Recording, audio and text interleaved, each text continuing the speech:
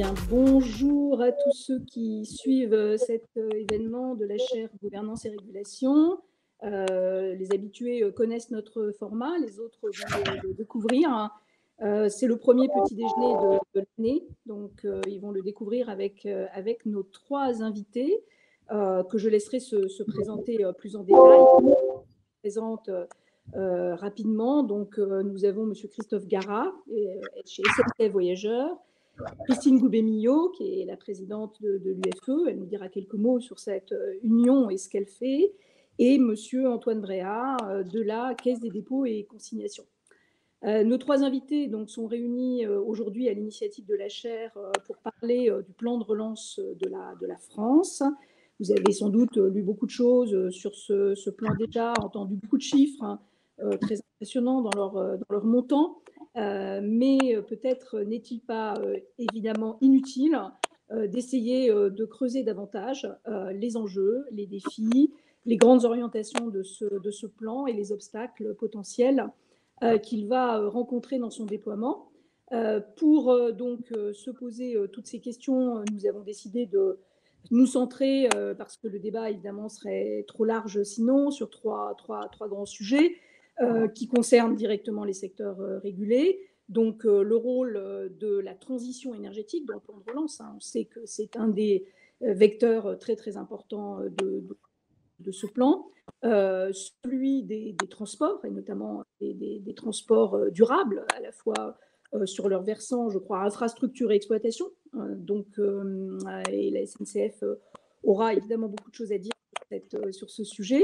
Et puis, derrière, il y a ceux qui veillent à ce que le volet, je dirais, de solidarité sociale et territoriale de ce plan reste en première ligne.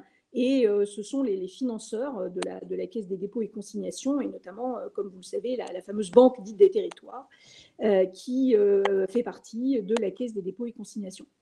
Le format de nos petits déjeuners, c'est que très librement, je vais laisser la parole à chacun des intervenants pendant 15-20 minutes. Et puis ensuite, on aura des questions, j'espère. Vous avez donc un endroit où les poster. Et j'essaierai de ne pas être trop sélective et de poser le panel, le maximum de panels ouverts sur la totalité de vos questions. Donc, ne vous bridez pas et profitez donc de ces moments un peu bénis, comme nous sommes tous cloîtrés les uns et les autres, soit dans notre bureau, soit chez nous. C'est un moment aussi de convivialité avec des praticiens de ces secteurs, que je remercie beaucoup d'avoir pris sur leur temps et sur l'emploi du temps, dont je sais qu'il est par ailleurs très dense, pour venir nous parler voilà, de ce qu'ils rencontrent au quotidien et de vous donner de manière très concrète des exemples et leurs réflexions à date sur la manière dont les choses sont en train de se passer, vont se dérouler ou sont déjà déroulées jusqu'ici. Donc, je laisse tout de suite la parole à Christine Goubet-Millot pour nous parler de transition énergétique. Je donnerai ensuite la parole à monsieur Garat pour, de l'intérieur d'une entreprise, de nous donner l'éclairage. Et puis ensuite, je laisserai la parole à monsieur Bréat pour nous parler de solidarité et d'accompagnement financier de ce plan. Christine, c'est à vous. Merci beaucoup. Bonjour à tous et bonjour à toutes. Donc, dans ce petit propos introductif, je vais prendre 5-6 minutes, c'est ça, je crois, à peu près, pour introduire le sujet. Alors, l'Union française de l'électricité, puisque Christine Le Biographe m'y a invité, c'est une fédération professionnelle qui regroupe l'ensemble des acteurs du système électrique français, c'est-à-dire la production, la distribution, le transport, les fournisseurs d'énergie et de services. Voilà. Et en termes de production, tout type de production, thermique, nucléaire, hydraulique, renouvelable. Voilà pour camper donc notre scope. C'est un secteur aussi qui est très pourvoyeur d'emplois, puisque la filière électrique emploie 600 000 personnes en direct. Alors, filière électrique du bâtiment, des électriciens dans le bâtiment jusqu'aux acteurs du système électrique que représente l'Union française de l'électricité. Voilà. Et effectivement, c'est tout aussi un écosystème d'emplois indirects qui fait travailler un écosystème de TPE, PME et d'entreprises plus grandes, comme par exemple la SNCF, qui est un gros consommateur d'énergie. Pour venir au propos de la transition énergétique, avant d'arriver au sujet de la relance, alors j'aborderai la relance au niveau français, mais aussi au niveau européen, parce qu'effectivement, le système énergétique et le système électrique s'inscrit dans un système européen. Nous sommes aujourd'hui, et ce sera peut-être le point d'introduction, dans une transformation. Alors, on a parlé de transition, de révolution, je ne sais pas. En tout cas, on a connu la révolution du 19e siècle avec les énergies fossiles, qui étaient des énergies finalement abondantes et bon marché, qui ont permis un progrès collectif, mais qui ont le gros défaut de produire des émissions de CO2 parce elles répondent à un processus de combustion. Et donc, clairement, aujourd'hui, notre transformation, en 2050, tous les pays européens ont pris cet engagement, c'est d'avoir une consommation d'énergie qui ne rime plus avec émission de CO2. Et ça, pour moi, c'est une révolution parce qu'en effet, 2050, ça paraît loin, mais d'ici là, ça veut dire que les technologies vont évoluer. Donc, on va devoir compter avec des technologies décarbonées comme le nucléaire ou comme l'hydraulique, et de plus en plus avec des énergies renouvelables, mais aussi avec des progrès dans des moyens avec moindre teneur de carbone, comme les biogaz ou les biocarburants. Et puis des technologies qui ne sont pas matures aujourd'hui, comme l'hydrogène, la capture carbone, les data, le stockage, voilà tout un champ d'évolution de technologies, mais qui ne va pas sans la question de l'évolution des usages de la consommation, avec des usages autour de la mobilité électrique, des pompes à chaleur dans le bâtiment, des data centers qui vont aussi chauffer les bâtiments adjacents. Donc voilà toute une révolution pour moi qui va nécessiter, et ça n'est pas qu'une affaire de technologie, qui va nécessiter aussi adhésion sociale. Et j'insiste juste dans ce petit propos introductif sur le fait que tout cela, c'est une somme d'actions individuelles, cette transformation, une somme d'actions de nos entreprises, et puis aussi des normes, des politiques publiques, mais tout ça n'ira pas sans adhésion sociale. Alors, une fois qu'on a posé l'enjeu de ce que nous sommes en train de réaliser, j'en viens au sujet du secteur régulé. Alors, dans l'énergie, le secteur régulé, et dans l'électricité, ce sont les réseaux, donc les réseaux de distribution et de transport. Alors, peut-être pour camper ces réseaux, en France, on doit dire que ils ont un maillage territorial absolument unique. C'est un facteur de cohésion territoriale. Évidemment, l'électricité est acheminée dans toutes les parties de la France, même dans les endroits les plus reculés. C'est un facteur d'attractivité nationale, industrielle, également pour la qualité du produit, de la fourniture que nous amenons. Et c'est plus de 6 milliards d'investissements par an. Ce sont des emplois directs et indirects non délocalisables, comme je l'ai évoqué tout à l'heure. Et puis, les réseaux raccordent tous les consommateurs à ce grand réseau national, ainsi que tous les producteurs d'énergie renouvelable. C'est plus de 400 000 raccordements de producteurs d'énergie renouvelable chaque année. Tout cela dans un contexte, comme je l'ai dit, de transformation des usages, donc mobilité électrique qui va monter en puissance, l'autoconsommation, le chauffage dans le bâtiment avec des solutions électriques performantes. Et dans ce contexte de transition énergétique, les réseaux sont indispensables, sont des acteurs indispensables à la transition énergétique. Et ces missions traditionnelles des réseaux de distribution et de transport d'électricité, de plus en plus, s'adjoignent des nouvelles missions parce qu'ils deviennent, dans un système électrique plus décentralisé, plus digital, plus européen encore, plus interconnecté, on va dire, des plateformes qui produisent et qui gèrent des données et qui vont élargir leurs services également à la création de flexibilité pour le système électrique qui est une sorte d'internet finalement qui connecte les productions et les consommations. Alors dans la relance, d'abord peut-être avant de parler de la relance, parlons de la crise du Covid, parce que finalement cette crise qui a changé nos vies, comment s'est comporté le système électrique. Le système électrique a été résilient et encore une fois, on le doit au travail, malgré les difficultés opérationnelles de tous les salariés de ce secteur. Il a montré une forme de résilience. Il a montré aussi qu'il a pu fonctionner avec une part de renouvelables plus importante pendant cette crise. Voilà, donc ça c'est un point quand même à souligner, très positif, parce que sinon nous ne serions pas là, nous n'aurions pas été là à travailler, ne serait-ce qu'en télétravail ou à assurer les fonctions essentielles de notre économie.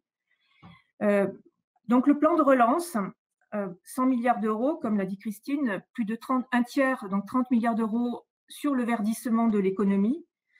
Alors il y a beaucoup de choses autour de la rénovation énergétique, à peu près 7 milliards. Concernant les réseaux électriques, il n'y a pas grand-chose en fait de prévu dans ce plan de relance. Il y a 50 millions sur la résilience des réseaux électriques dans le rural. Il y a évidemment de manière indirecte aussi le soutien aux véhicules propres électriques ou des petits soutiens sur les démonstrateurs des réseaux intelligents. Mais globalement, il n'y a pas de chapitre sur ces infrastructures stratégiques que sont les réseaux de distribution ou de transport en électricité. Pourquoi? Parce que le financement du régulé, donc le régulé, c'est-à-dire les réseaux, se fait via d'autres leviers, le TURP, donc c'est un mot un peu barbare pour parler du tarif d'acheminement de la distribution d'électricité ou de transport. Donc c'est via le TURP que se finance cette transition énergétique.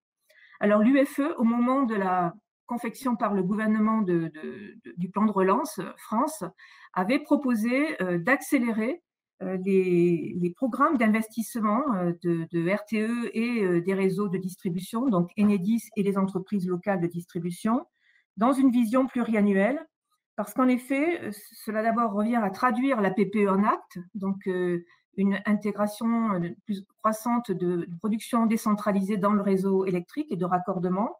Ça, c'est la PPE en acte pour augmenter les capacités de production éolien solaire, mais aussi avec des bénéfices collectifs, parce qu'il y a aussi un effet de relance à faire des investissements en termes d'emploi dans tout l'écosystème des TPE, PME, des transports ou des filières industrielles comme l'électronique de puissance ou les câbliers, par exemple. Voilà. Et donc, ainsi,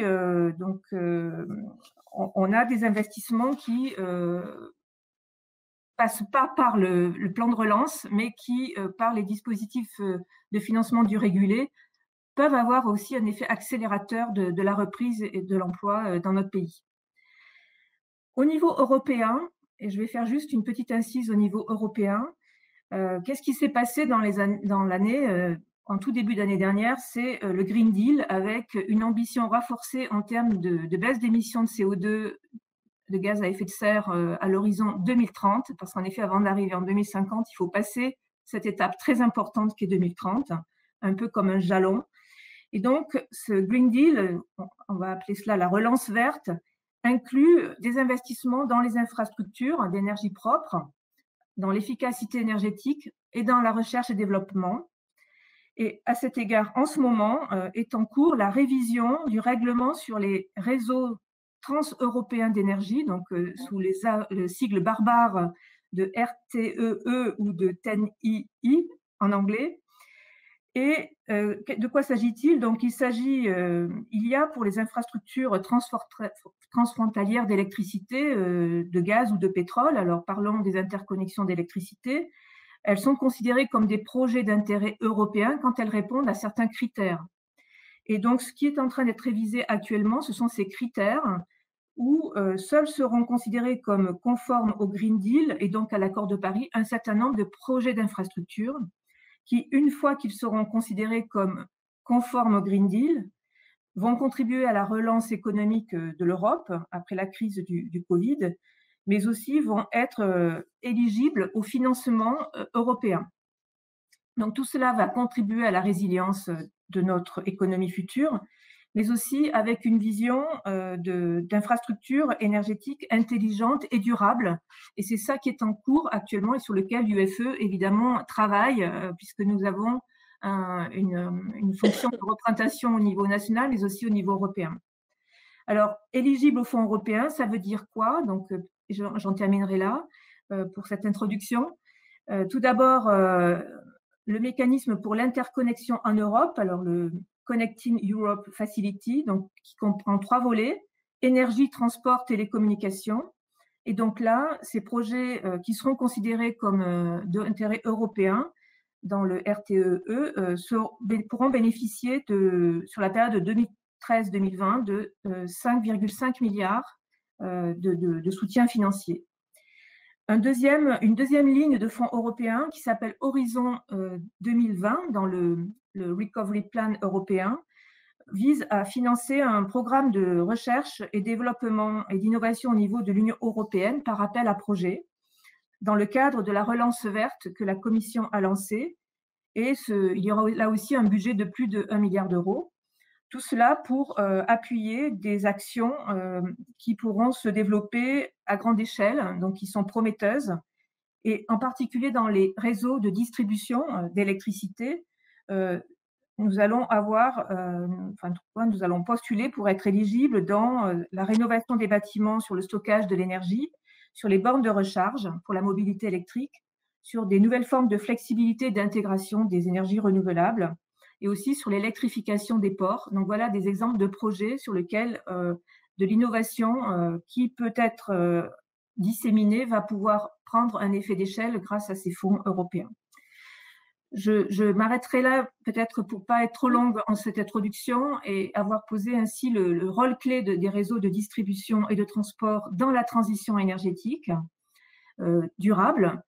Et voilà ce qu'il en était dans le plan de relance France, c'est-à-dire c'est pas par ce canal-là que passe la relance dans les réseaux, mais par les plans d'investissement des opérateurs de réseau et au niveau européen, les projets d'intérêt commun. Merci beaucoup Christine pour cette introduction clé sur la transition énergétique. Je me retourne vers Christophe Garat pour avoir un éclairage sur le transport et le transport durable. Christophe, je vous laisse la parole. Bonjour à tous. Bonjour à tous. Merci beaucoup de votre invitation. Alors, avant de rentrer directement dans le cœur du sujet du plan de relance, je crois utile de rappeler quelques faits et puis quelques traits importants sur la structuration du groupe SNCF, qui a connu beaucoup ces 5 dernières années d'évolution dans son organisation. Et c'est important pour le sujet qui nous occupe ce matin de bien comprendre au moins ce que sont les principales sociétés qui composent le groupe, parce que le plan de relance a concerné certaines des activités et certaines de ces sociétés et pas du tout d'autres. Et donc c'est bien important de savoir où tombe l'argent de la relance, parce qu'on dit souvent le groupe SNCF a eu 4,7 milliards d'euros au titre du plan de relance, ce qui est vrai, mais ce n'est pas tout à fait la même chose selon que c'est une ou l'autre des sociétés qui est concernée. Alors, depuis 2018, puisque c'est l'organisation qui prévaut depuis, le groupe SNCF est composé de sociétés anonymes, puisque la réforme a transformé tous les EPIC en sociétés anonymes. Un groupe de sociétés anonymes donc, qui sont placées sous le chapeau de la holding SNCF.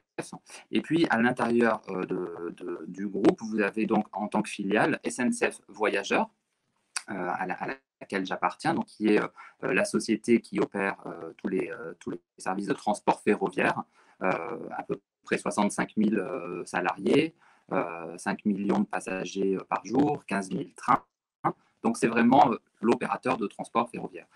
Vous avez SNCF Réseau, autre société anonyme, autre filiale, le gestionnaire de l'infrastructure donc du réseau ferré national, 55 000 salariés environ, et qui est donc à la fois la société chargée d'allouer tous les sillons, donc tous les permis de rouler sur le réseau ferré, et puis surtout, pour le sujet qui nous occupe ce matin, c'est très important, de l'entretien et de la maintenance du réseau. Donc c'est une société qui a eu une très forte activité quasiment de travaux publics, en fait, même pas quasiment d'ailleurs, mais de travaux publics aussi et d'ingénierie. Et c'est là-dessus, et je vais revenir plus en détail, que le plan de relance a porté dans sa quasi-intégralité. Autre société que je mentionne dans le groupe, la société anonyme Fret, donc qui est, comme son nom l'indique, chargée uniquement du transport de marchandises sur le rail. Et puis, vous avez dans le reste du groupe, bien sûr, j'ai oublié la filiale SNCF Gare et Connexion, donc elle-même une filiale de SNCF Réseau, et donc qui gère les gares. Et puis, sortant du cœur ferroviaire qui est du groupe, vous avez deux grosses filiales, que j'en mentionne seulement deux, mais ce sont très importantes. Il y a Keolis, donc qui fait les transports publics urbains, du bus, du tram, du train léger, très présent à l'international. Ils font plus de la moitié de leur chiffre d'affaires à l'international et quasiment aussi une moitié hors d'Europe même. Et puis, une filière très importante, et particulièrement en cette année de pandémie, Géodis, transport logisticien, donc transport international de marchandises, et qui cette année a été un des piliers, j'allais dire, de la résilience du groupe, parce que le transport international a finalement moins souffert proportionnellement que le reste de nos activités. Et donc, j'en parlerai un peu de l'impact Covid, mais dans les comptes qu'on publiera le mois prochain, l'image serait encore plus noire s'il n'y avait pas eu les résultats et l'activité de Géodis. Alors, ce paysage temporé, maintenant j'en viens au plan de relance. Intéressant par rapport à la situation qui prévaut dans le secteur de l'énergie et qu'on a écouté. Chez nous, le plan de relance, il a porté uniquement, à 99%, on va dire, sur l'infrastructure. Alors, je vais rentrer un petit peu dans le détail. Il a porté sur le réseau pour une raison qui est finalement assez simple, c'est que l'état du réseau en France, c'est le sujet crucial qui agite, j'allais dire, tout le secteur depuis des années. C'est assez connu que l'état du réseau ferroviaire en France, c'est dégradé depuis de longues années, puisque pendant des années, la priorité de tous les investissements a été sur les lignes à grande vitesse, et donc proportionnellement, les sommes restantes pour l'entretien et la maintenance du réseau ont été réduites d'autant. Et le réseau français est l'un des réseaux les plus âgés en Europe. Et malgré les investissements massifs, puisque depuis maintenant au moins une petite dizaine d'années, les pouvoirs publics se sont saisis à bras-le-corps du sujet, mais on est sur une activité qui est extrêmement capitalistique, évidemment. Et donc, malgré les efforts, on est à quasiment 3 milliards d'euros d'investissement par an en régénération sur le réseau ferroviaire, un peu moins de 3 milliards. Le réseau, on arrive à peine à freiner le vieillissement du réseau. Donc, ce qui est important de bien comprendre, c'est que le réseau en France, il est extrêmement disparate. Ça représente à peu près 30 000 km de lignes. Et sur ces 30 000 km, vous avez, il y a 90% de la circulation qui se fait sur 60% du réseau. Donc, c'est un réseau où il y a des réalités extrêmement différentes. Vous avez plus de 12 000 km de lignes, qu'on appelle les lignes fines de desserte du territoire, et sur lesquelles le plan de relance a porté son attention. Ces 12 000 km de lignes, ça fait 10% du trafic à peu près. Donc, c'est souvent des lignes qui ne sont pas électrifiées, qui sont dans un état assez rudimentaire. Donc, le réseau, c'était vraiment la priorité du plan de relance. C'était aussi la priorité parce que dans une logique assez économiquement de bon sens, il paraissait évidemment pertinent de faire porter les crédits du plan de relance sur les activités qui ont le plus fort effet d'entraînement. Le SNCF Réseau, c'est un donneur d'ordre extrêmement important pour toute une filière d'ingénierie, une filière de travaux publics, bien sûr, une filière aussi d'équipement, les caténaires, la signalisation, ça représente un écosystème extrêmement important. Et donc, l'objectif de la relance était aussi un objectif, j'allais dire, de soutien à l'ensemble d'un écosystème. Et ça, c'était vraiment très important. Donc, sur les 4,7 milliards que le plan de relance a réservé au ferroviaire, il y a eu 4,1 milliards qui ont porté sur l'infrastructure. Là-dedans, vous avez 2,3 milliards qui ont été consacrés vraiment à assurer la capacité à réseau de continuer à investir sur la régénération et la maintenance du réseau, puisque la crise Covid a évidemment amputé de beaucoup les recettes de SNCF Réseau, hein, qui se composent pour plus de 60% des péages. Donc le trafic ferroviaire ayant été fortement réduit, les recettes de péage de réseau ont été réduites également. Et donc, la capacité d'investissement de réseau était très diminuée. Donc, voilà, un peu plus de 2,3 milliards d'euros sont consacrés à permettre à Réseau de maintenir son effort de financement au service de la régénération du réseau à la hauteur de ce qui était la trajectoire escomptée. Ensuite, il y a eu, toujours dans une logique de relance, 1,5 milliard qui ont été destinés à couvrir des dépenses qui vont être extrêmement importantes pour le réseau, à savoir donc, des investissements évidemment en termes de sécurité. Hein. La sécurité du réseau, ça demande un investissement permanent et c'est évidemment c'est la priorité numéro 1 évidemment de l'ensemble du groupe, mais donc c'est un effort qui demande en permanence des investissements. Et puis il y a toute une série de mesures qui vont coûter cher au réseau. J'en cite une sans aucun esprit polémique, mais c'est bien quelque chose qui a nécessité un soutien de l'État. C'est l'interdiction prochaine du glyphosate. Et dans l'entretien du réseau, pour l'entretien contre la végétation envahissante, l'usage du glyphosate était répandu. L'interdiction arrivant, il faut mettre en place de nouvelles, il faut chercher d'abord, parce que ce n'est pas si évident de trouver des solutions de remplacement, et puis il faut donc, mettre en place des solutions alternatives pour arriver à maintenir évidemment un entretien du réseau qui soit plus satisfaisant d'un point de vue environnemental, mais qui soit tout aussi efficace d'un point de vue opérationnel. Les lignes fines de desserte du territoire, là aussi l'État a souhaité mettre une enveloppe complémentaire sur l'investissement sur ces lignes-là. C'est un soutien en fait à réseau, parce que les lignes fines de desserte du territoire, elles ont fait l'objet d'un traitement un peu parallèle. Habituellement, leur investissement est couvert par les contrats de plan État-région. Et SNCF Réseau ne cofinance qu'à hauteur d'environ 8% des investissements des CPER. Là encore, pour soutenir Réseau et sa capacité à honorer ses engagements et ses cofinancements dans le cadre des investissements convenus dans les CPER, Réseau a reçu de la part du plan de relance un soutien dans ce domaine-là. Donc voilà.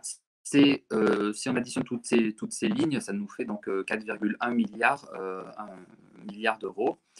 Donc, tout ça, c'est l'infrastructure. Ensuite, vous avez quelques crédits qui ont porté plutôt sur des sujets d'exploitation dans le domaine du fret, parce que dans le cadre aussi du soutien à apporter à la filière fret et à filière fret dans son ensemble, hein, parce qu'il y a aussi des crédits qui sont destinés à la remise en état des lignes empruntées spécifiquement par le fret.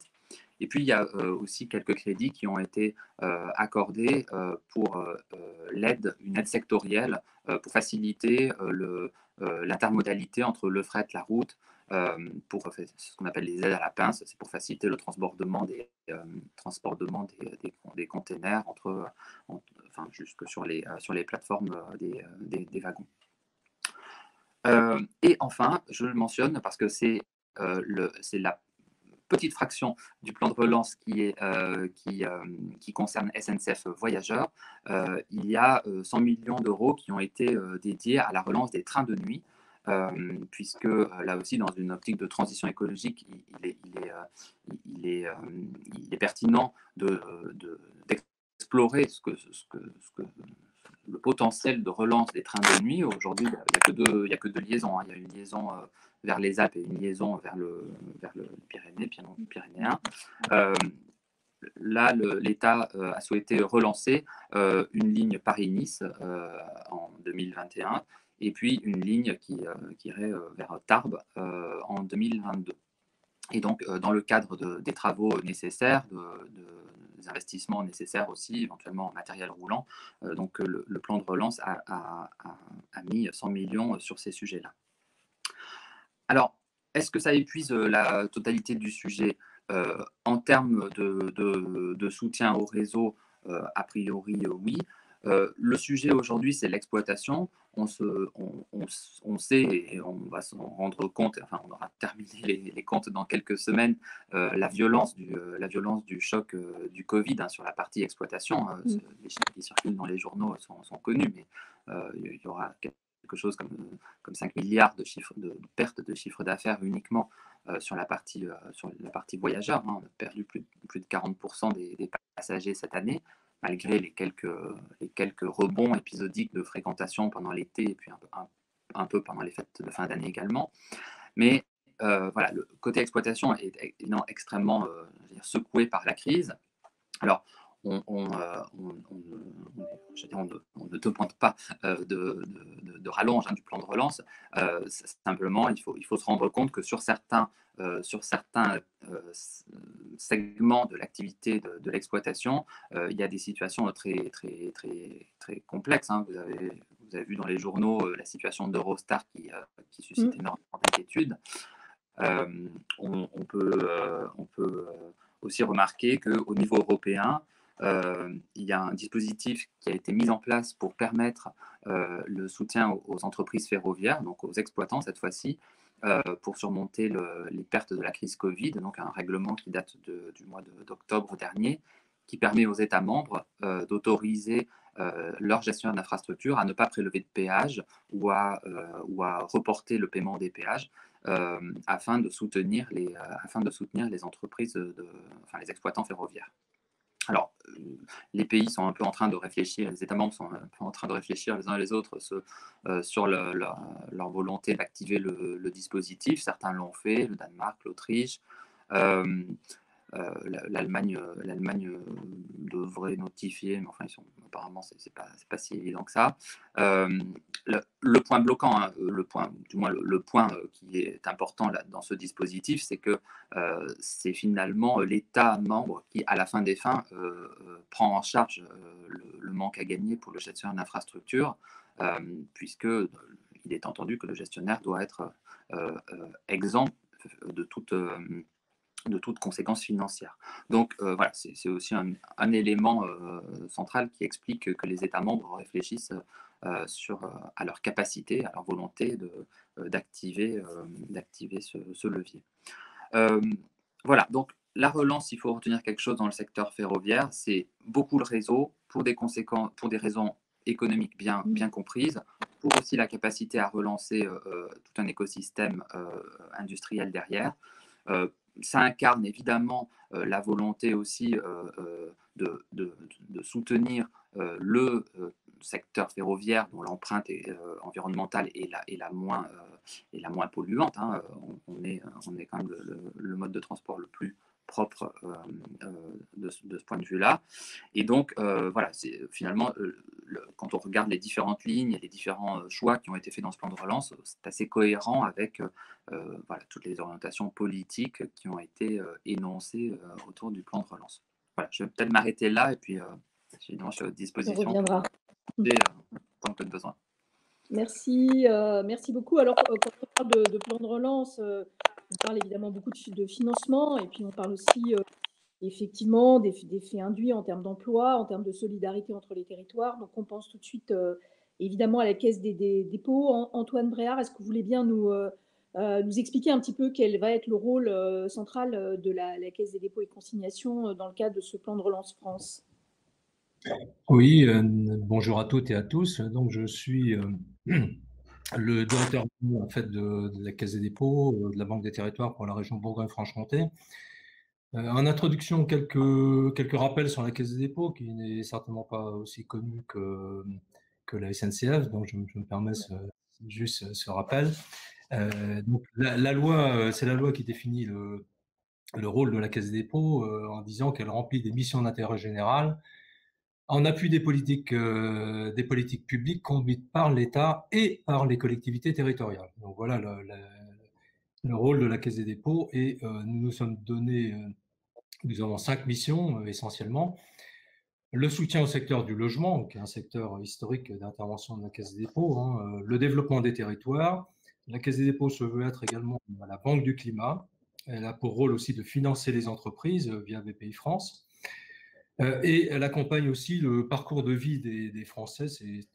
C'est moins connu, mais la Caisse des dépôts est aussi un gestionnaire de régime de retraite et le gestionnaire, par exemple, de mon compte formation, donc qui concerne des millions de Français, de salariés.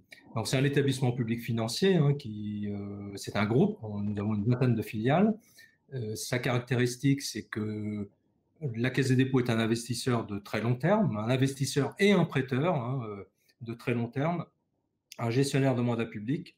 Également, c'est la Caisse des dépôts qui gère le livret A. Au total, c'est 460 milliards de bilan agrégé. Une caractéristique importante au niveau de sa gouvernance, hein, la Caisse des dépôts est placée sous le contrôle et la garantie du Parlement. Donc il y a 5 parlementaires qui siègent à sa commission de surveillance, et d'ailleurs c'est l'une d'entre elles et d'entre eux, Sophie Arendt, donc, qui préside cette commission de surveillance. Alors la Caisse des dépôts n'est pas financée par l'État, elle n'a pas d'actionnaire, et donc elle s'autofinance en fait sur son activité et sur ses fonds propres. D'où l'intérêt pour nous d'équilibrer à minima nos interventions, voire même comment dire, d'avoir un équilibre économique et un retour sur nos investissements. La Caisse des dépôts exerce 5 métiers. Le premier d'entre eux, c'est la Banque des territoires, hein, que nous représentons plus directement sur les territoires, en région. Les retraites et la solidarité, BPI-France. La gestion d'actifs, puisque la Caisse des dépôts est un gestionnaire est un investisseur sur le marché actions, obligations, immobilier, un investisseur institutionnel très actif, très important.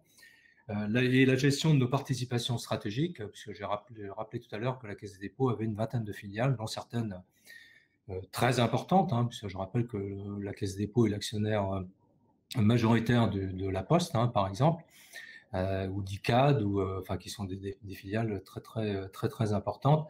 J'en viens à la Banque des territoires et au plan de relance. La Banque des territoires, en fait, c'est une marque, hein, c'est pas une entité juridique en tant que telle. La Banque des territoires, c'est la Caisse des dépôts, mais c'est la bannière sous laquelle nous déployons en fait nos activités en direction des territoires. Nos activités qui sont de 3 ordres, hein, de conseil, c'est-à-dire d'accompagnement à l'ingénierie des projets, hein, c'est-à-dire que pour faire un bon projet, il faut que ce projet soit entouré de conseils, d'ingénierie, donc c'est ce que nous faisons. Nous avons une activité de prêteur qui est très connue, hein, aux collectivités, aux bailleurs sociaux, et nous avons une activité d'investisseur en fonds propres, hein, c'est-à-dire que alors bon, je le rappelle parce que parfois on méconnaît cette distinction, hein. Un prêteur, évidemment, s'attend à ce qu'on le rembourse son prêt, c'est un minimum. Un investisseur, en fait, s'associe à la réussite ou à l'échec d'un projet en fonds propres, hein. Donc, si ça fonctionne, si ça marche, donc on peut avoir un retour sur investissement, et si ça ne fonctionne pas, on s'attend à perdre notre mise donc d'investisseur. Alors, la Banque des territoires, en fait, porte l'essentiel du plan de relance, hein, de la Caisse des dépôts. Ce plan de relance de la Caisse des dépôts, donc de la Banque des territoires, est distinct de celui de l'État. Une petite partie est inclue dans le plan de relance de l'État, une toute petite partie, mais généralement il est distinct, il s'ajoute en fait, hein, au plan de relance de l'État sur des secteurs parfois différents, complémentaires. Donc la Banque des territoires en fait va mobiliser dans les 5 ans un peu plus de 18 milliards d'euros donc dans les 5 ans. Pour faire simple, 10 milliards d'euros de prêts, 8 milliards d'euros de fonds propres. Et en fait, c'est 7 milliards d'euros de plus par rapport à ce que nous avions prévu pré-Covid, hein, notre plan moyen terme, par rapport à notre plan défini en 2019, début 2020. Donc, c'est 7 milliards supplémentaires donc, qui seront investis. Alors, pour être très concret, donc, il est possible, enfin, je prendrai aussi quelques exemples, hein, de réalisations que je prendrai souvent dans notre région, mais qui concernent évidemment l'ensemble de mes collègues, hein. Vous pouvez étendre Donc, ces exemples, en fait. Nous avons défini 6 secteurs d'intervention et un autre qui irrigue complètement ces 6. Il s'agit de la TE, naturellement, hein, qui est transversale et qui concerne les 6, hein, avec des actions spécifiques, j'y reviendrai. Donc, ces secteurs cibles pour nous sont le tourisme, le commerce, l'industrie au travers des localisations ou relocalisations industrielles dont on a beaucoup parlé, la santé et le médico-social évidemment, le très haut débit auquel j'ajoute l'inclusion numérique, hein, qui est un facteur important également de cohésion et de solidarité, et donc qui est un domaine sur lequel la Banque des Territoires donc, entend agir. Et puis le secteur du logement naturellement. Alors sur le tourisme, donc nous avons conforté la capacité de BPI France de prêter au secteur, donc du tourisme, prêter et investir également en quasi-fonds propres, le tout sans garantie, donc c'est la Banque des Territoires qui fournit la garantie de ce prêt destiné aux professionnels du tourisme, à l'hôtellerie. Et pour notre part, nous allons nous consacrer, donc Banque des Territoires, au soutien à l'hôtellerie et au thermalisme. Et donc, par exemple, hein, au lieu de poser le crayon et d'attendre des jours meilleurs pour confirmer nos investissements, en fait, nous avons confirmé et amplifié nos engagements dans le secteur. Je prendrai 2 exemples chez nous, en Bourgogne, mais voilà, c'est la renaissance des thermes de Centenay, où nous avons investi 12 millions d'euros. Donc, c'est un projet de 12 millions d'euros dans lequel nous avons investi aux côtés d'un opérateur, Val Vital. Vous savez que pour l'instant, le secteur du thermalisme est à l'arrêt. Et donc, nous avons conforté notre engagement dans ce secteur en espérant une réouverture très prochaine des thermes de Centenay. Un autre exemple, secteur de l'hôtellerie, un projet emblématique à Dijon, la Cité de la Gastronomie, où nous avons confirmé également, non seulement confirmé, mais nous avons pris la place de premier investisseur dans l'immobilier du très gros hôtel qui est prévu sur le site, hein, pratiquement 30 millions d'euros d'investissement. Donc, nous avons pris le lead du tour de table des investisseurs, ce qu'on ne fait normalement pas. Et puis, autre initiative, avec la région, nous avons mis sur pied une foncière hôtellerie dont la thèse d'investissement sera de racheter du foncier hôtelier à potentiel, de l'acquérir, de réinvestir et de le louer ensuite à des exploitants qui n'ont pas forcément les moyens, qui savent exercer le métier d'hôtelier, mais qui n'ont pas forcément les moyens d'investir dans de l'immobilier hôtelier, de remettre aux normes, hein, ces investissements très lourds. Donc, nous proposons de le faire.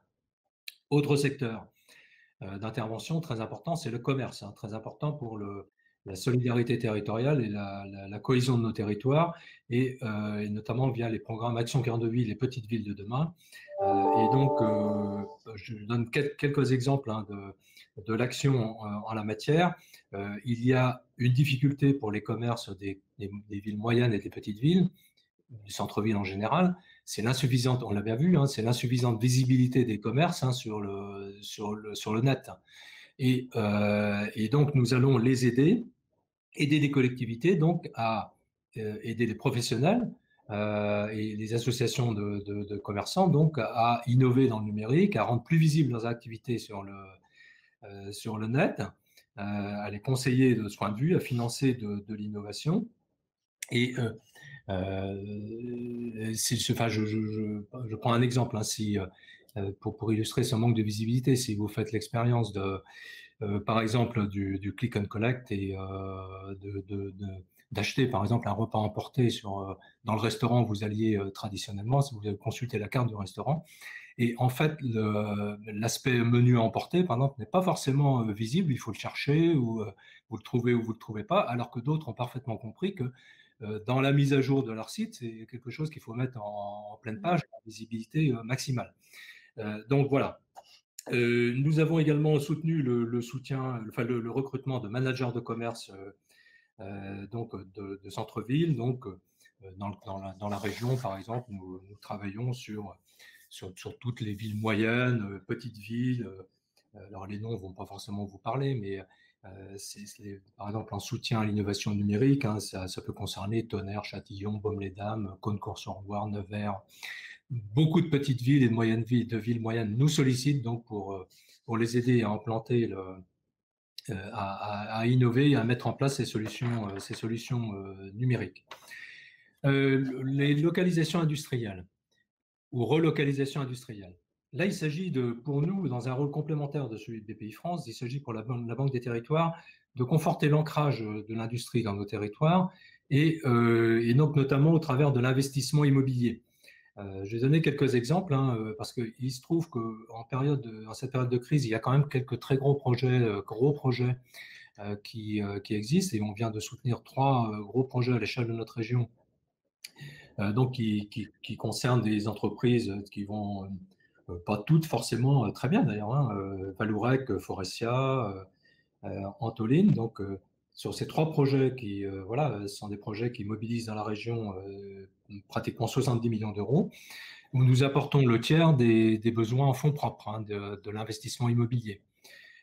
Et c'est quelques centaines d'emplois qui sont ainsi confortés. C'est des entreprises qui avaient besoin en fait de renouveler leur outil de production, voire de s'étendre sur le territoire. Et par exemple, Forestia travaille aussi dans la logique hydrogène, dont a parlé tout à l'heure Madame Goubet-Millot. Donc on y reviendra, qui peut concerner la SNCF au travers des trains à hydrogène. Et donc à souligner également que dans ce climat, disons, de crise, on voit aussi, on a par exemple dans la région, nous sommes sollicités sur deux projets de gigafactories, comme on dit, de très grosses installations industrielles, qui portent sur plusieurs centaines de millions d'euros, mais qui mettent en compétition, c'est un point d'attention, non pas plusieurs sites en France, mais plusieurs sites au niveau de l'Union européenne, et mettent en compétition en fait les plans de relance des pays de l'Union, avec un point de vigilance qui est la non-homogénéité la manière d'appliquer la réglementation sur les aides d'État. Bon. Il fait que les pays n'ont pas toutes les mêmes interprétations. Il y a aussi une alerte qui est le cumul, par exemple en France, la possibilité de cumuler du FEDER et les aides du plan de relance. Ça, c'est un point sur lequel j'attire l'attention, parce que en fait, on met en place des plans de relance, des millions d'euros de subventions, des milliards parfois. Il faut s'assurer aussi que les projets puissent les consommer. Puis on va ajouter des aides des régions, de l'État, de l'Union européenne. Donc, c'est un point d'attention. Autre secteur d'intervention pour nous, c'est la santé et le médico-social, bien évidemment. Où là, on va naturellement financer les EHPAD, par exemple, la rénovation des EHPAD, favoriser également la santé numérique, la télémédecine, avec des prises de participation dans des startups, par exemple TocTocDoc, qui développe de la télémédecine pour les professionnels de médecine, et puis appuyer également en conseil les réflexions des collectivités, qu'il s'agisse des départements ou des intercommunalités qui réfléchissent au maillage territorial de leur offre de soins en lien avec l'ARS, par exemple. Donc ça, c'est quelque chose d'important. L'objectif étant de lutter contre les déserts médicaux. Par exemple, je prends l'exemple de Nevers, qui est une ville une petite moyenne, une ville moyenne, et qui, en termes de spécialistes, par exemple sur certaines spécialités, n'a plus qu'un seul spécialiste, par exemple sur toute la ville de Nevers. Donc c'est dire quand même l'acuité du sujet. Autre sujet, c'est le très haut débit, l'inclusion numérique. Nous venons d'investir d'ailleurs dans Orange Concession, c'est un investissement qui a été rendu public en fin de semaine dernière. Donc ça c'est pour le déploiement du très haut débit. Sous l'angle de l'inclusion et de la solidarité, nous allons financer et aider au recrutement de 4000 conseillers numériques, donc pour travailler sur la médiation numérique et l'inclusion numérique. On voit par exemple que on le voit pour la prise de rendez-vous pour les vaccins, par exemple, que c'est pas, il y a quand même beaucoup de gens, pas seulement des personnes âgées, qui sont coupées pas faute d'équipement parfois, mais faute de savoir utiliser l'équipement. Donc ça, c'est un souci. Et il y a également le développement des maisons France Service que nous allons amplifier donc, pour rendre, ou bus d'ailleurs, bus France Service, pour rendre accessible l'offre de services publics. Le logement, je passe rapidement parce que là, c'est la confirmation de notre intervention. Hein,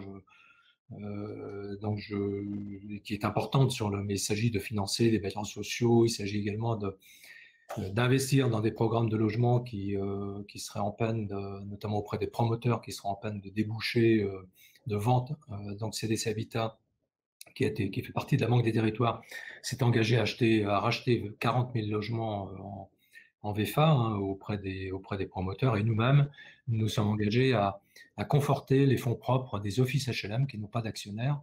Les offices HLM, hein, ils ont des collectivités de rattachement, mais ils n'ont pas d'actionnaires, donc nous allons conforter leurs fonds propres au niveau en leur apportant, en souscrivant à des titres participatifs qu'ils vont émettre, et donc nous allons y consacrer 900 millions d'euros. Donc nous avons commencé à le faire en 2020. J'en termine par la TE. Puisque la Banque des Territoires est un financeur, un investisseur très important dans ce domaine, et que la Caisse des dépôts, avec BPIFrance, se donne pour ambition d'être la banque du climat. Alors, plusieurs points d'attention pour nous hein, et d'intervention. La rénovation des bâtiments publics et des logements sociaux. Donc, les logements sociaux, c'est en bonne voie. Il y a une capacité de maîtrise d'ouvrage, il y a une habitude ils savent faire et ils savent mobiliser les entreprises, ils savent conduire des chantiers. Donc ça fait quelques années que les bailleurs sociaux travaillent sur la rénovation thermique de leur logement. Donc on continue à les financer pour y parvenir. La rénovation des bâtiments publics. Donc nous allons mettre l'accent auprès des collectivités sur ce point, en les accompagnant non seulement en prêt, mais en conseil stratégique. Hein. Beaucoup de collectivités, en fait, n'ont pas de plan patrimonial, de vision parfaitement exacte de leur patrimoine quant à la qualité, à la performance énergétique de ce patrimoine. Donc, il faut commencer par ça. On peut les aider à ça. Nous finançons également les infrastructures et les réseaux. Hein. Monsieur Gara parlait tout à l'heure des investissements de SNCF Réseau. Et donc, les régions, par exemple, participent au financement de ces investissements, et nous pouvons, les régions notamment, et donc nous pouvons financer les participations des régions par des prêts à long terme, à très long terme, jusqu'à 40 ans, hein, parce que une infrastructure ferroviaire, évidemment, ne s'amortit pas immédiatement. Nous investissons également dans le développement des énergies renouvelables, et notamment, nous commençons à investir, nous l'avons fait dans la région très récemment, en janvier, nous commençons à investir dans des stations de production-distribution d'hydrogène, par exemple, hein, qui alimentent donc des flottes, qui alimenteront plutôt des flottes de bus, de bennes à ordures également, dans certaines collectivités, demain de TER, de trains hydrogène. Et d'ailleurs, certaines de ces flottes pourront être financées également par nous, par la Banque des Territoires, et même subventionnées au travers du mécanisme dont parlait, je crois que c'est Madame Goubet-Millot qui en parlait tout à l'heure, de Connect EU, puisque la Caisse des dépôts est implementing partner de ce programme, et donc manipule en fait les subventions de l'Union européenne pour financer certains programmes d'investissement des collectivités, notamment dans le domaine de l'hydrogène, de flotte électrique et de développement des flottes hydrogène, parce que difficulté pour l'hydrogène, hein, c'est d'abord il y a le coût de production de l'hydrogène, puisque l'hydrogène n'a d'intérêt que si c'est de l'hydrogène vert, a priori. Et puis, il y a le coût d'acquisition également des véhicules. Hein. Il y a un surcoût très important aujourd'hui qu'on ne sait pas en fait annuler, sauf par des subventions. Et donc voilà. Alors, sur les freins que nous avons pu identifier, c'est à date, j'en terminerai par là sur la TE, l'insuffisance quand même ça évolue, je crois, mais du soutien justement au développement de la filière hydrogène. Hein. Bon, il y a un plan qui est ambitieux en France. Hein. Dans le plan de relance, il y a un certain nombre de mesures qui sont fléchées. L'Allemagne a un plan très, très ambitieux également de développement de l'hydrogène, hein, 8 milliards d'euros, sauf erreur de ma part. Il y a également nous sommes investis sur les énergies renouvelables. Il y a toujours un problème quand même en France. Alors on y travaille, hein, on peut y travailler, mais d'acceptabilité du développement des infrastructures d'ENR, qu'il s'agisse des éoliennes, voire des champs photovoltaïques. Hein, ça, c'est un point crucial.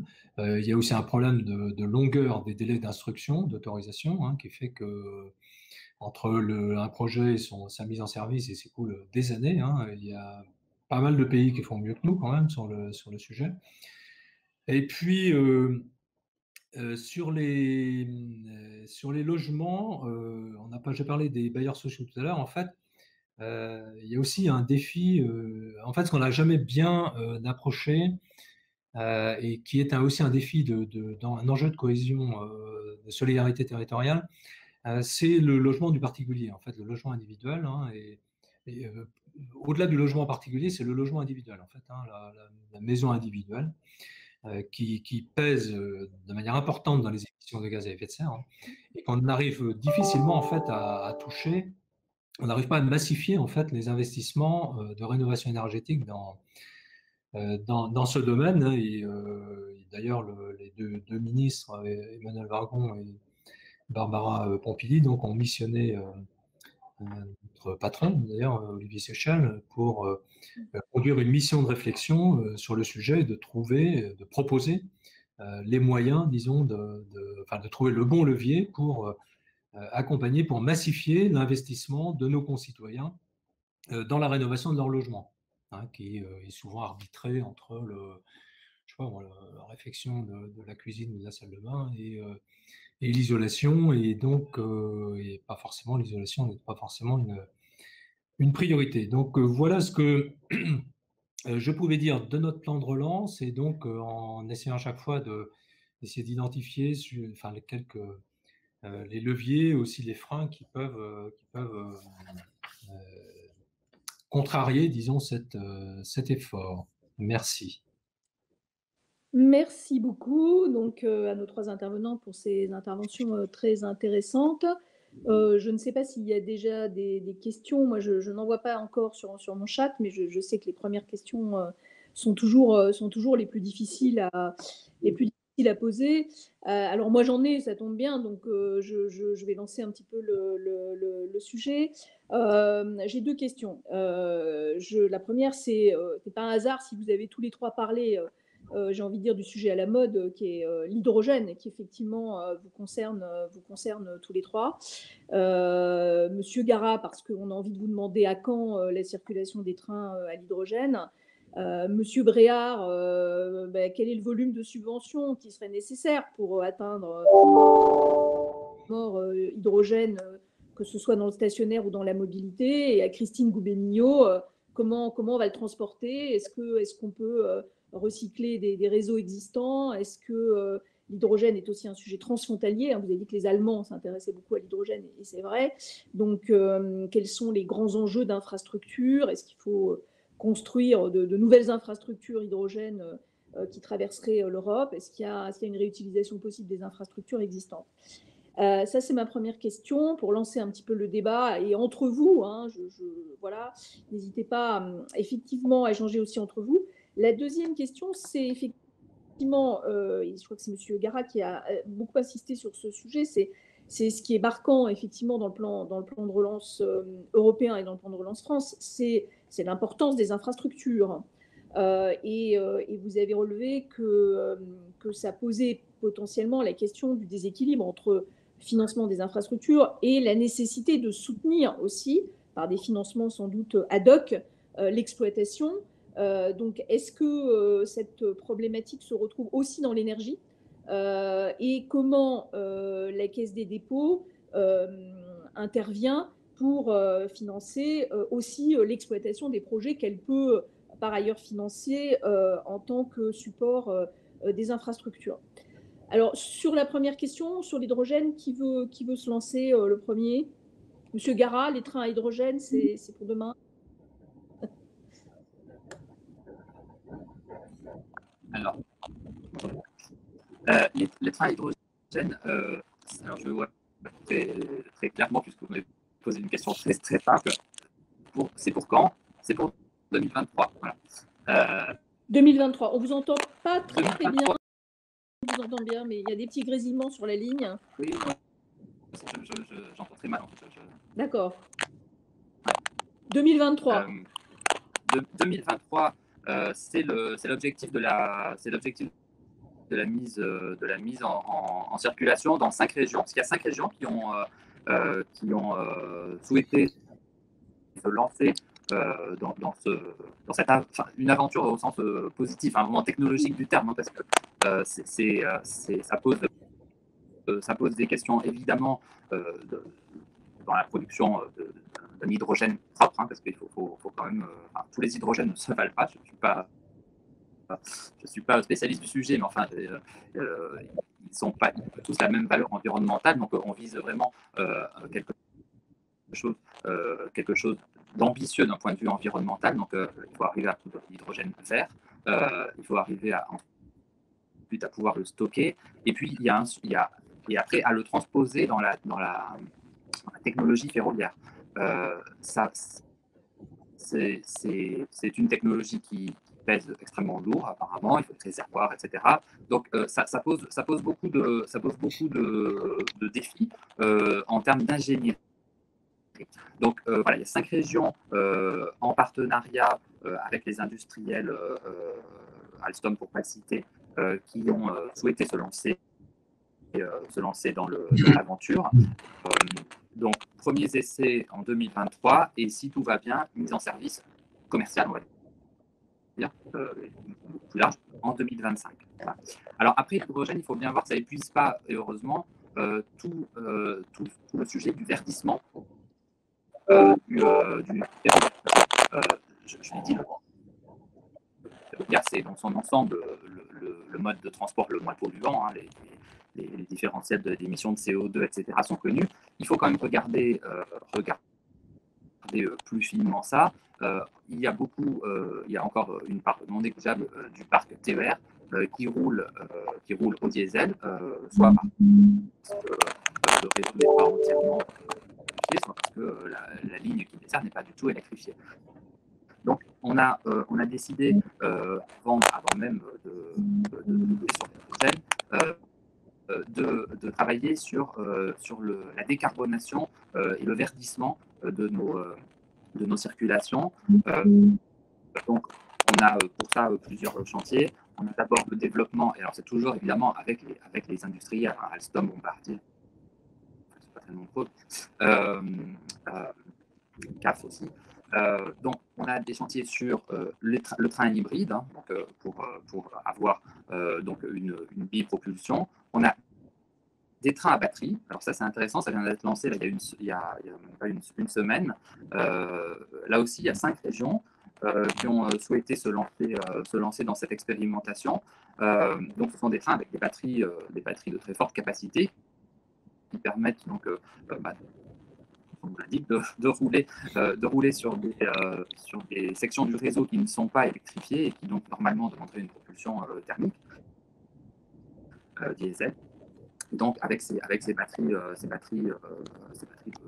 forte puissance et forte autonomie, ça permet de réaliser une circulation sans émission. Donc ça aussi, c'est des essais qui viennent de commencer. Et là aussi, on vise une mise en service plus commerciale en 2023. Et puis, on teste aussi des trains au biogaz à base de colza et puis de méthanisation de produits de méthanisation. Et donc, voilà, ces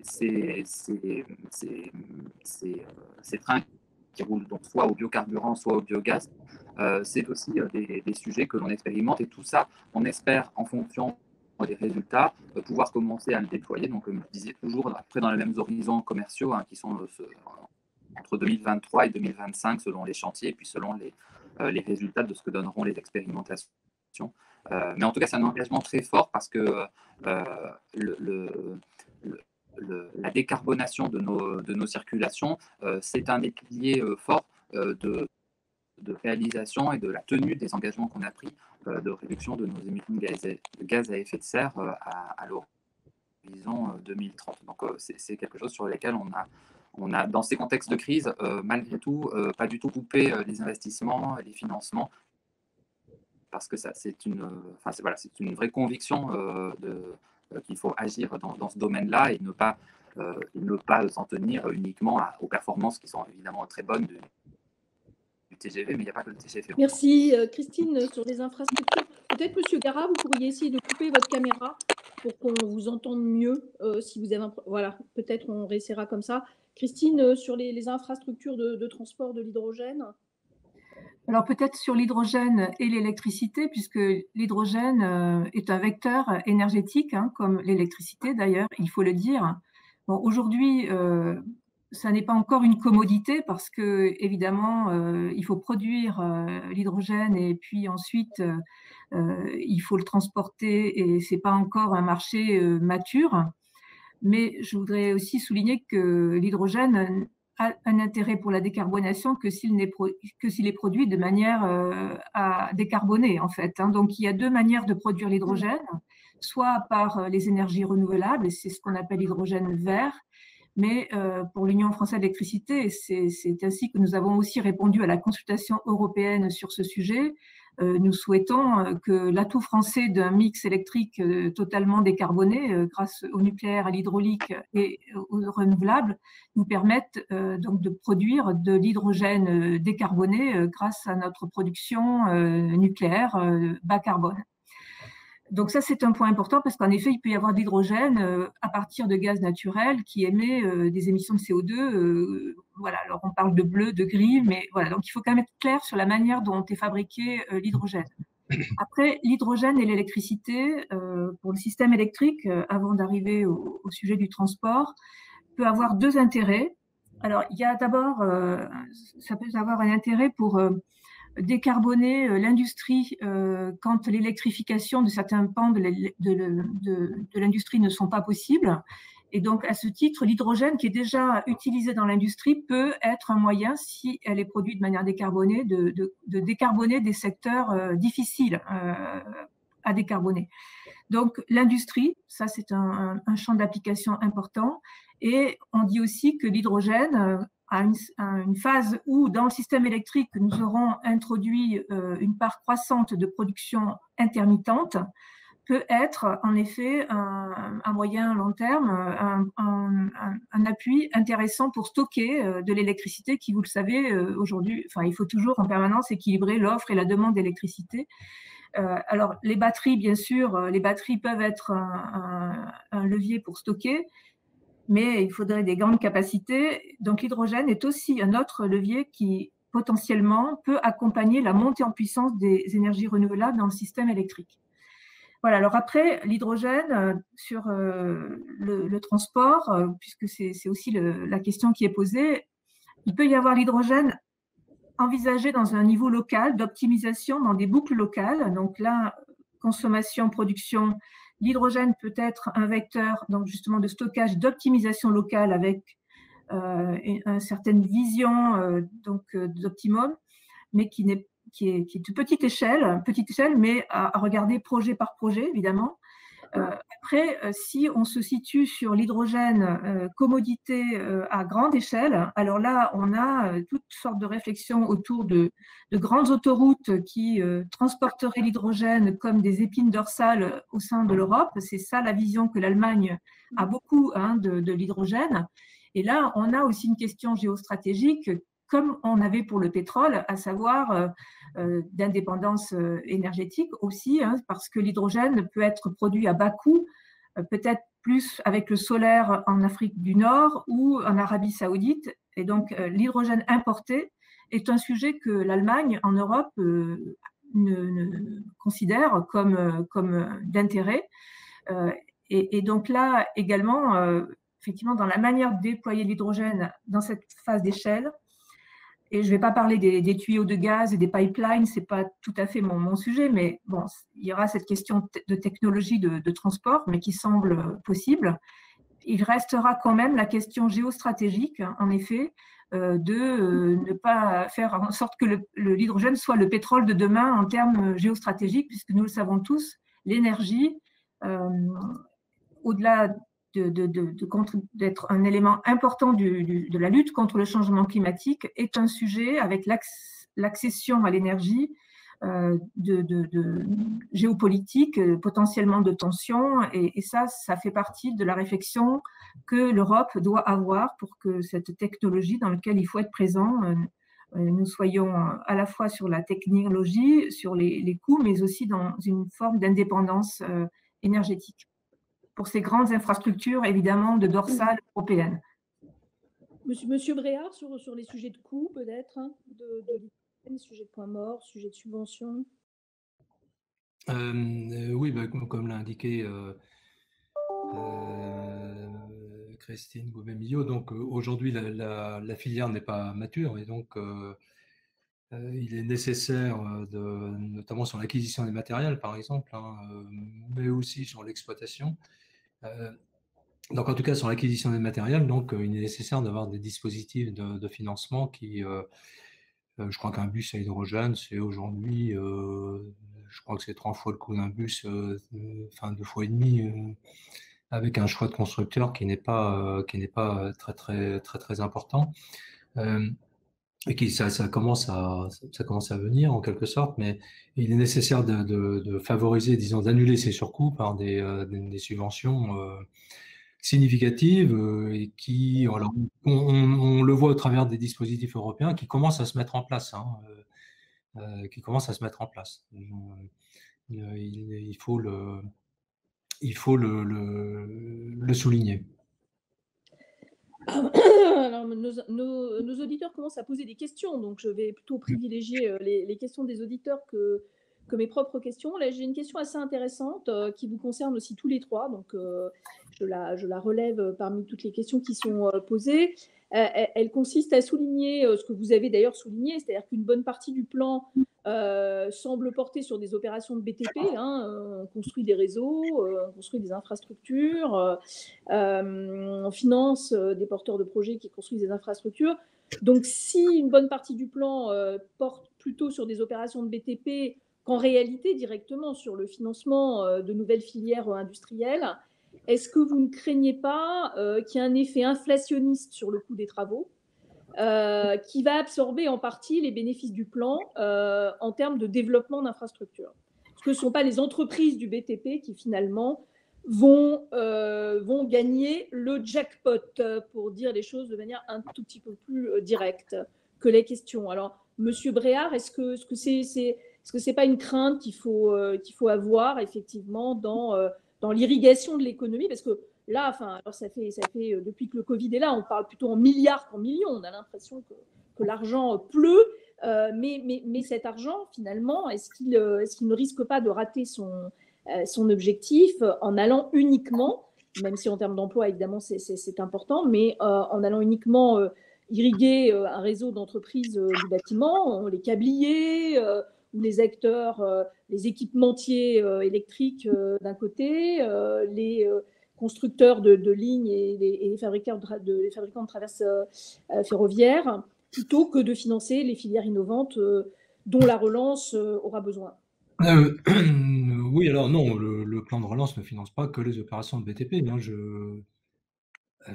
J'ai parlé du soutien qu'on apporte au tourisme, au commerce, au médico-social, à l'inclusion numérique. Il ne s'agit pas que de BTP, même si le bâtiment et travaux publics occupe une place éminente chez nous, évidemment, hein, mais c'est pas que le BTP. Et pour les filières industrielles, il faut noter, hein, notamment sur l'émergence de nouvelles filières, que le plan de relance n'a pas annulé tout ce que, par exemple, d'abord le plan de relance contient des dispositions, enfin de l'État, hein, je parle de celui de l'État, contient chez nous, BPI France, contient des dispositions de soutien aux filières industrielles, à l'industrie. à l'installation d'industrie ou développement d'industrie sur le territoire, il y a ça. Et puis, je rappelle aussi que le PIA, le programme d'investissement d'avenir, vit toujours et bien. Et donc, en plus du plan de relance ou à côté du plan de relance, et donc, au travers du PIA et de certains programmes du PIA, comme par exemple territoire d'innovation, par exemple, hein, chez nous, il y a un territoire d'innovation qui en Bourgogne-Franche-Comté, dans le Nord Franche-Comté, qui porte justement, enfin, en grande partie sur le développement de la filière hydrogène, etc., etc., ou l'industrie 4.0. Et donc, le PIA demeure. Donc, je crois qu'il n'est pas juste de dire que le plan de relance est totalement focalisé sur le BTP. Alors, là, effet inflationniste sur le coût des travaux. À ce stade, moi, on n'a pas de. Alors d'abord, je ne suis pas forcément le mieux placé pour en parler. Peut-être que du côté de SNCF, on peut avoir une meilleure appréciation des choses. Moi, au travers des devis, enfin comment dire, des plans de financement qu'on voit des bailleurs sociaux, par exemple sur la rénovation thermique des logements, je n'observe pas à date, hein, cette inflation. Il y a sans doute un point d'attention qui est, mais sur lequel les régions ont beaucoup travaillé, l'État également, qui est la nécessité d'avoir enfin des entreprises qualifiées, des personnels qualifiés, donc sur la mise en œuvre des métiers liés à la rénovation énergétique des bâtiments. Ça, c'est une tension, c'est un point de vigilance qu'on doit avoir. Après, sur l'inflation, bon, on va surveiller, mais à date, je ne la constate pas. Merci. Christophe Garat, peut-être, est-ce qu'il y a même constat ou accord sur le constat avec M. Bréard? Alors, sur le premier point, sur la concentration sur le BTP, bon, nous, vu de ma fenêtre, évidemment, on a un prisme un peu déformant, puisque vu ce que je vous ai expliqué. Donc, évidemment, ce n'est pas un diagnostic qui porte sur la totalité du plan de relance. Il faut juste bien faire la différence. Le plan de relance, ce n'est pas forcément un plan de soutien. Enfin, ça se recoupe, mais ce n'est pas tout à fait synonyme. Pour l'exploitation, ceux qui la relancera, c'est le jour où les clients reviendront, tout simplement. À la limite, on a besoin de soutien temporaire pour, comme toutes les entreprises hein, qui ont des difficultés. Voilà, on peut avoir besoin ici ou là de soutien ponctuel. Mais la vraie relance pour nous, elle viendra le jour où les clients reviendront, tout simplement. Donc, c'est assez logique, j'allais dire, d'un point de vue de politique économique, que dans notre secteur, encore une fois, comme je le disais tout à l'heure, ce soit sur les activités où il y a le plus fort effet d'entraînement, le plus fort effet de levier d'un point de vue industriel, que l'effort est porté. Alors, pour ce qui concerne l'éventuel effet inflationniste, moi, je pense pas que ce soit le plan de relance en fait qui soit le sujet, parce que cette tension sur la filière, en fait, on la constate depuis longtemps, et c'est pas tant le plan de relance qui l'explique que d'abord le très fort renouveau des travaux dans le secteur ferroviaire. Donc, il y a chaque année 1000 chantiers hein, qui sont en cours en parallèle. Donc, les gens ne s'en rendent pas forcément compte parce que c'est des travaux qui sont la nuit. Ce n'est pas forcément les choses les plus glamour dans les journaux. Donc, ce n'est pas forcément ce dont on parle le plus. Mais enfin, il y a un énorme travail industriel qui se déroule sur le réseau ferroviaire. On a le Grand Paris. On a la perspective des JO. Tout ça, ça fait des travaux très importants. Ça fait une accumulation très forte dans certaines régions, en Île-de-France pour ne pas le dire, et peut-être dans d'autres aussi. Oui, cette tension de la filière, sur la filière, elle existe et c'est une réalité. Il y a des choses aussi, c'est des choses très précises. Par exemple, sur les échafaudages, aussi bête que ça puisse paraître, mais d'ailleurs, c'est pas du tout bête, et ben, il y a une vraie tension, et le moindre dérapage sur le chantier de rénovation de telle ou telle gare ou tel ou tel chantier, s'il faut garder l'échafaudage 2 jours, 3 jours de plus, ça se fait avec des pénalités deviennent très importantes parce que les plans de charge des industriels qui sont derrière, ils sont très importants. Voilà, il y a des tensions. Alors c'est plutôt positif, je veux dire, c'est parce que ça montre qu'il y a beaucoup d'activités. Donc voilà, ça peut se ressentir sur les prix, ça se ressent sur le marché de l'emploi aussi. Il y a des secteurs, des filières, des créneaux, des métiers particuliers sur lesquels il y a des tensions de recrutement aussi. Voilà. Mais encore une fois, c'est pas tant le plan de relance. Le plan de relance, il va nous permettre de continuer à faire ce qui était programmé. C'est ça qui est important parce que la crise avait coupé les ailes et la capacité à faire ces investissements. Donc, il nous permet de les maintenir. Voilà. Merci. Christine, sur ces sujets? Oui, alors effectivement, le bâtiment, le BTP, c'est sur le tiers des 100 milliards du plan de relance, ne serait-ce que pour le bâtiment, c'est à peu près 6,7 milliards d'euros qui vont être injectés pour la rénovation énergétique. C'est un poste très important. En effet, moi je pense que l'aspect par rapport au sujet de l'inflation, de ces fonds sont-ils inflationnistes? La préoccupation majeure, c'est le sujet des compétences en fait et des tensions sur le marché de l'emploi pour les entreprises du BTP. En effet, une activité en croissance, c'est utile pour la transition énergétique, ne serait-ce que sur la rénovation. Encore faut-il avoir les bonnes compétences. Et là aussi, si on regarde les technologies de demain, par exemple, remplacer une chaudière au fioul par une pompe à chaleur, installer des panneaux photovoltaïques toiture ou des bornes de recharge dans les villes, ce sont des compétences. Et effectivement, il faut qu'on donne aux salariés d'aujourd'hui et aux apprentis et aux étudiants la visibilité des métiers de demain, des emplois qui vont être créés. Il va y avoir plus de 200 000 emplois qui vont être créés dans la filière électrique, par exemple. Nous avons fait un travail de prospective au travers d'un contrat avec l'État, un EDEC, ça s'appelle Prospective Emploi et Compétences, qui nous a permis effectivement de voir que 40% de ces 200 000 emplois créés vont être dans la filière du bâtiment, justement à l'aval de l'utilisation de l'électricité jusqu'aux électriciens du bâtiment. Et là, on manque cruellement sur des besoins de jeunes ou de salariés en reconversion dans les territoires. Donc, c'est aussi un sujet des territoires, cette tension entre les besoins de compétences et les formations. Et nous allons travailler avec les organismes de formation continue et avec l'Éducation nationale pour valoriser ces métiers sur lesquels, techniciens de réseau, où il y a une partie d'électrotechnique, mais aussi de plus en plus des parties digitales, parce que je parlais au début de ma présentation sur la question des data de consommation qui vont permettre d'avoir des bâtiments plus intelligents. Donc tout ça, c'est aussi des tensions sur des compétences qui s'adjoignent aux compétences traditionnelles, on va dire, autour du digital. Voilà. Et ce qui peut faire inflation ou tension, à mon avis, c'est plus le fait qu'on n'aura pas suffisamment bien préparé les plans de compétences associés aux emplois nécessaires pour utiliser à bon escient ces fonds en quantité, mais aussi en qualité, parce que les contre-performances sont, investir dans la rénovation, si c'est pour avoir des contre-performances parce que la qualité n'est pas là, on va décourager les citoyens d'investir massivement dans les rénovations dans le bâtiment.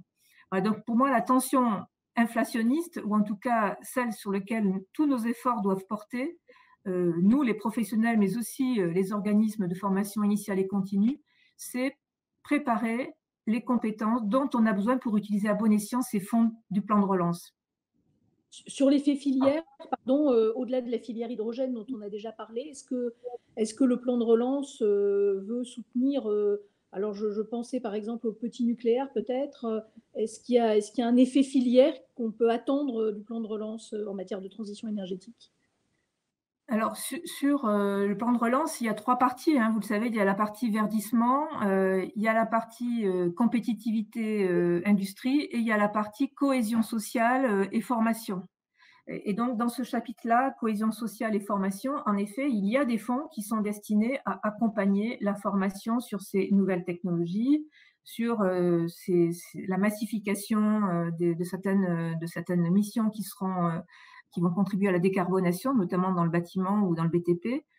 Et dans le nucléaire, il y a en effet aussi des fonds pour maintenir les compétences et préparer les choix futurs du gouvernement, de savoir si dans un mix électrique totalement décarboné, comme aujourd'hui, quand on va intégrer une part croissante d'énergie renouvelable, à la fin de vie du parc nucléaire existant, c'est-à-dire au-delà de 2035, eh bien, si on va reconstruire en complément des renouvelables dans un mix diversifié et de l'hydraulique du nucléaire nouveau.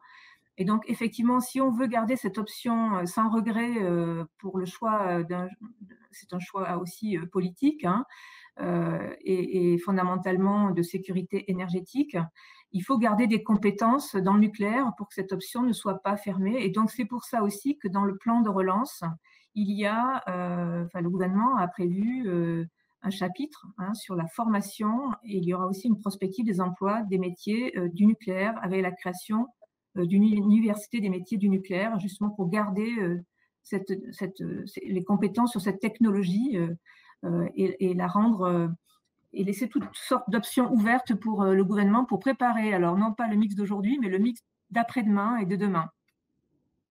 Merci Christine. Monsieur Bréard, il y a deux questions vraiment directement pour la CDC, donc je vous les pose. Un de nos auditeurs voudrait savoir quelles sont les 5 régions particulièrement intéressées pour la circulation de trains à hydrogène. Et puis, non, ça c'est une question pour Monsieur Garat, pardon. Et pour Monsieur Bréard, la Caisse des dépôts est-elle active sur les projets de biométhane? Monsieur Garat, sur les 5 régions, qui est une question purement factuelle. Je ne sais pas si vous les connaissez. Oui. Pour l'hydrogène? Oui, pour l'hydrogène, pour la circulation des trains à hydrogène. Pour l'hydrogène, c'est Occitanie, Bourgogne-Franche-Comté, Auvergne-Rhône-Alpes, Grand Est. Voilà, je vous ai dit 5, je me suis trompé, c'est 4. C'est 4. Voilà. Et sur les projets biométhane. Par contre, c'est 5 pour les trains à batterie. Voilà. Et sur les projets de soutien au biométhane, sur lesquels la Caisse des dépôts est-elle active, Monsieur Bréard? C'est la question d'un auditeur. Oui. Enfin, c'est un vecteur d'investissement, c'est un secteur dans lequel nous investissons également. Généralement, sur les petits projets, nous avons choisi d'intermédier notre intervention au travers d'un fonds dans lequel nous sommes investisseurs, le fonds Eiffel. Donc la réponse, elle est oui. C'est une réponse claire et tout à fait synthétique. Et je vous en remercie. On atteint, je crois, l'heure limite de notre petit déjeuner. Je vois Éric Brousseau qui apparaît sur mon écran. Éric, est-ce que tu veux voilà.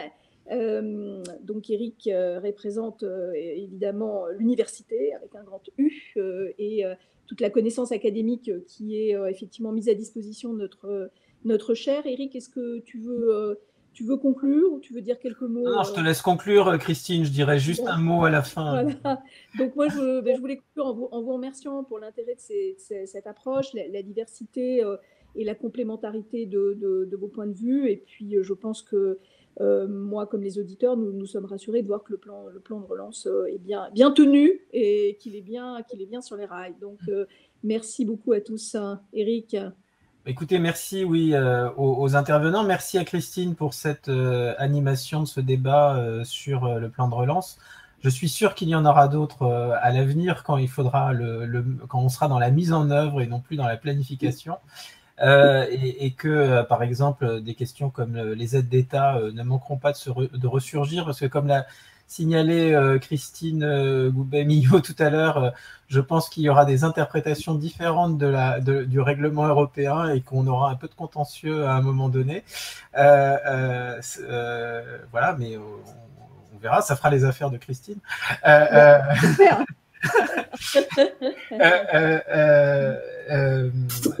Non, donc merci vraiment à tous et à toutes pour ce petit déjeuner tout à fait intéressant. Et j'invite les auditeurs à nous rejoindre pour le prochain petit déjeuner qui aura lieu dans exactement 6 semaines et qui portera sur un secteur dont on n'a pas parlé aujourd'hui et qui pourtant est aussi un peu... Enfin, on l'a évoqué vaguement aujourd'hui, mais mais qui est aussi concerné par le plan de relance, qui est le secteur du numérique et des investissements dans les infrastructures numériques. Et on parlera effectivement de la 5G, donc dans 6 semaines, le 11 mars à 8h30. Il y aura d'ici là d'autres événements organisés par la chaire. Et par ailleurs, la chaire va mettre en ligne évidemment le replay de ce et probablement d'autres replays sont en préparation. Par exemple, devrait apparaître très très prochainement sur vos réseaux. Le replay de la conférence avec le club des régulateurs et le Network of Economic Regulators de l'OCDE que nous avons organisé au mois de novembre. Voilà, donc à très bientôt pour la suite de nos activités, de nos réflexions et dans cette plateforme qui associe effectivement des universitaires, mais surtout les parties prenantes de la gouvernance économique et de la régulation, les experts venant de l'industrie, du secteur du conseil et du secteur des pouvoirs publics, en fait, de manière générale. Voilà, merci beaucoup et à très bientôt.